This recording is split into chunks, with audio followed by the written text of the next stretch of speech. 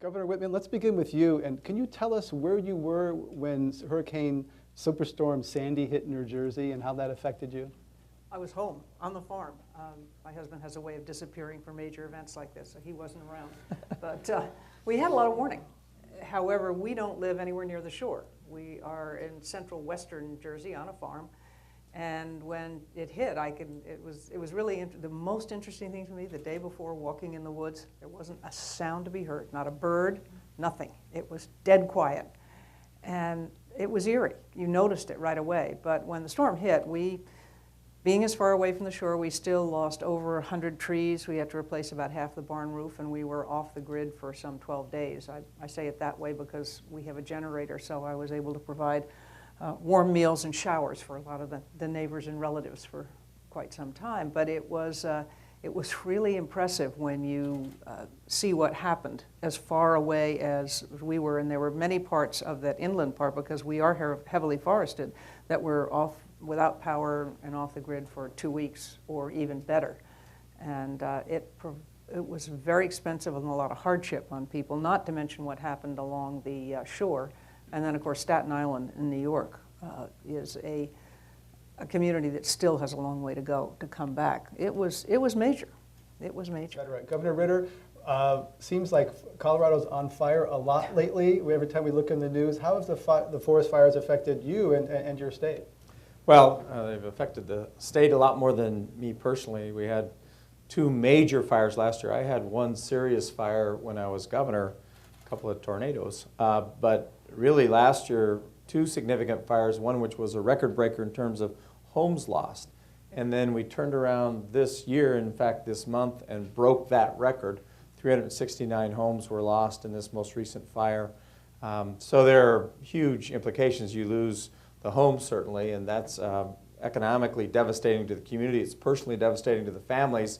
And you lose that infrastructure as well, and so the counties and the municipalities are out, and the insurance industry has to really evaluate the loss, but also reevaluate the risk based upon 2 years in a row of serious fires, drought conditions in this part of the state, 4 million acres of pine beetle kill, very much related to drought and dryness, and I would say climate change.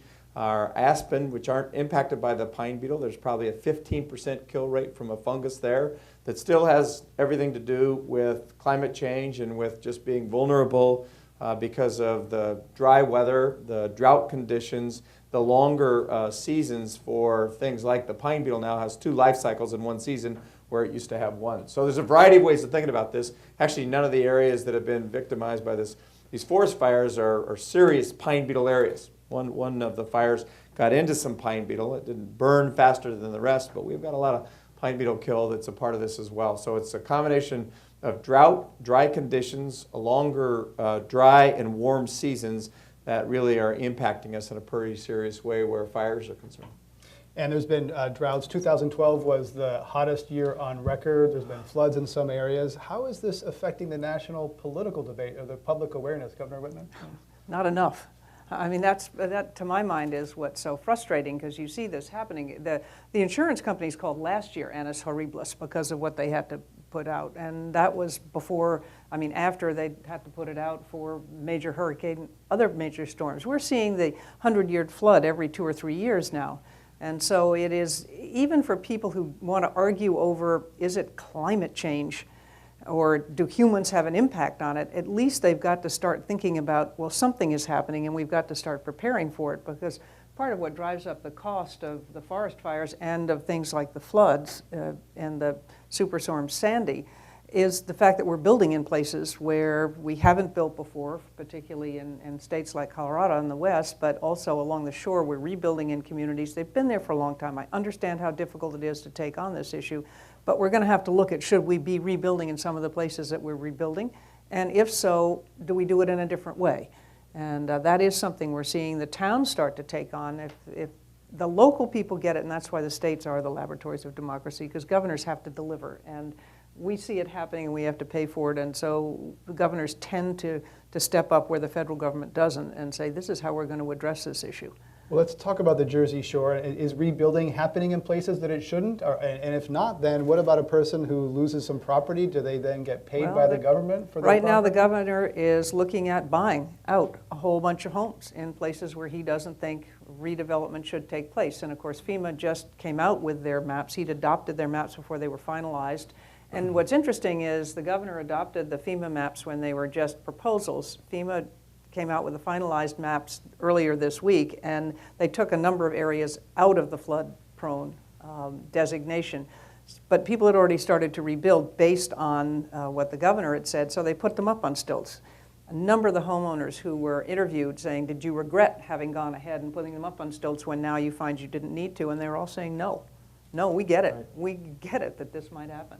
Governor Ritter, are people building in places in Colorado where homes, in fire zones where maybe homes shouldn't be built? I think Governor Whitman alluded to this, and the answer is yes. We have for a long time, and part of it is that's attractive to develop and really to buy property and sizable estates even in places that are forested. It really increases the aesthetic value. It's fascinating. One of the things you do as a governor is you fly over these areas and you look at where tornadoes, kind of surgically wiped out a half-mile swath, or where a forest fire has happened, and you can see how the development is in and around forested areas in a very significant way. And a lot of that development was at a time where there wasn't sort of this concern about drought or the concern at the level that there is now, and less of a sense about these really super fires. We were talking about Superstorm Sandy, but there was just something that was done on another national radio program where the climatologist from Colorado was talking about his conversations with firefighters who were fighting these from the air, saying these fires are different because of this swath of fire at the 1,000-foot level. I mean, like flames lapping up at 1,000 foot across. And this is about climate, and this is about drought. And people buying homes 20 years ago weren't thinking about that, and now some of that's coming home to roost. And so what we have to do is going forward have plans that are like they're doing in New Jersey that are adaptation plans or mitigation plans, ways to think about building codes, ways to think about clearing spaces. I just had a good conversation with our present governor, Governor Hickenlooper, on Saturday, and we talked a little bit about his notion that places that actually had done clear cutting were saved where others that had not burnt in the same neighborhoods. It's interesting. So in the Netherlands, yeah. Well, in the Netherlands, where so much of the land is under sea level, right. They now have developed floating homes. They're building floating homes, which people are apparently think is a great idea, and I can see it. But different states, different countries are going to adapt in different ways, but there are a whole lot of innovative things that can happen, whether it's clear cutting or building up on stilts or building floating homes.